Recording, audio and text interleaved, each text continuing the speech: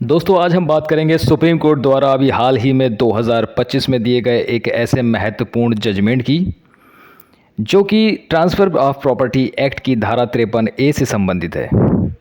जी हाँ दोस्तों, supreme court के दिए गए इस फैसले से संबंधित महत्वपूर्ण बातों पर आज हम चर्चा करेंगे। सोचिए, अगर किसी ज़मीन पर पहले से मुकदमा चल रहा हो और फिर भी कोई व्यक्ति उस ज़मीन का सौदा कर ले, तो क्या उसे कानूनी सुरक्षा मिलनी चाहिए? क्या सिर्फ कब्जा होने से आप मालिक बन जाते हैं? सुप्रीम कोर्ट ने इस सवाल पर एक ऐसा फैसला सुनाया है जो हर ज़मीन खरीदने बेचने वाले इंसान को ज़रूर जानना चाहिए। आइए जानते हैं इस फैसले की पूरी कहानी आसान भाषा में।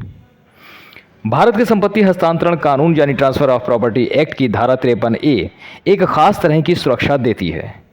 मान लीजिए आपने किसी ज़मीन का सौदा किया है, कागजात पूरे हैं, पैसा भी आप दे चुके हैं और कब्ज़ा भी आपको मिल गया है, लेकिन रजिस्ट्री अभी नहीं हुई है। ऐसे में अगर कोई आपको उस ज़मीन से हटाने की कोशिश करता है तो धारा 53A आपको कुछ हद तक सुरक्षा देती है। मतलब सीधा सा है कि अदालत के समक्ष प्रस्तुत होकर आप ट्रांसफ़र ऑफ प्रॉपर्टी एक्ट की धारा 53A का सहारा ले सकते हैं। लेकिन इस सुरक्षा का भी एक दायरा है, हर हालत में इसका फ़ायदा नहीं उठाया जा सकता। सुप्रीम कोर्ट ने साफ कह दिया है, अगर आपने उस ज़मीन का सौदा तब किया है जब आपको पता था कि उस पर पहले से ही मुकदमा चल रहा है, तो फिर आपको इस धारा का संरक्षण नहीं मिलेगा।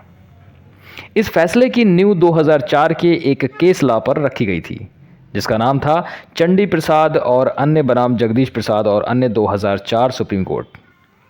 आइए अब लौटते हैं अपने मामले पर, यानी कि 2025 में दिए गए इस फैसले को, जो कि 2004 के केस लॉ पर आधारित है।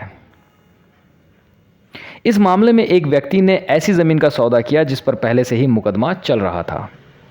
उसने कोर्ट में दावा किया कि उसे धारा 53A के तहत सुरक्षा दी जानी चाहिए क्योंकि उसके पास कब्जा है और दस्तावेज भी हैं और वो पैसा भी दे चुका है। लेकिन सुप्रीम कोर्ट ने साफ कहा कि कोर्ट में आपको क्लीन हैंड यानी कि ईमानदार नीयत के साथ आना होता है। कोर्ट के समक्ष आपको अपनी नीयत जो है वो साफ जाहिर करनी होती है और सद्भावना पूर्वक किया गया कार्य ही अदालत में मान्य होता है। दुर्भावना से किया गया कोई भी कार्य अदालत मान्य नहीं करती है।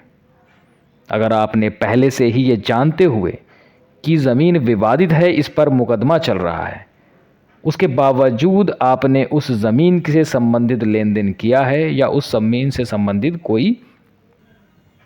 कोई समझौता किया है, तो फिर आपकी नीयत पर सवाल उठना स्वाभाविक है। कानून उन्हीं की मदद करता है जो खुद सही रास्ते पर चलते हैं। अगर आपने धोखे से, चालाकी से या जानकारी होते हुए भी ऐसा सौदा किया तो फिर कानून आपकी रक्षा नहीं करेगा। अगर आप कोई ज़मीन या संपत्ति खरीदने जा रहे हैं तो पहले हर बात की ठीक से जांच पड़ताल अवश्य करें, क्योंकि कहा जाता है कि क्रेता सावधान। क्रेता का जो अधिकार होता है वो बेचने वाले के ही अधिकार पर डिपेंड करता है। आपको पहले से जांच पड़ताल अवश्य करनी चाहिए। मसलन, क्या ज़मीन पर कोई केस तो नहीं चल रहा है? क्या विक्रेता के पास सही अधिकार है? क्या कोई विवाद तो नहीं है? क्योंकि अगर आपने जानबूझकर ऐसी ज़मीन खरीदी जिस पर पहले से ही विवाद था, तो फिर ना अदालत आपकी सुनेगी और ना कानून आपकी रक्षा करेगा। तो दोस्तों, यही था सुप्रीम कोर्ट का एक ज़रूरी फैसला जो हर खरीदार और विक्रेता को पता होना चाहिए। अगर आपको ये जानकारी उपयोगी लगी हो तो शेयर अवश्य करें, ज़रूर करें, ताकि और लोग भी सतर्क हो सकें। जल्द ही मिलते हैं एक और नई कानूनी जानकारी के साथ।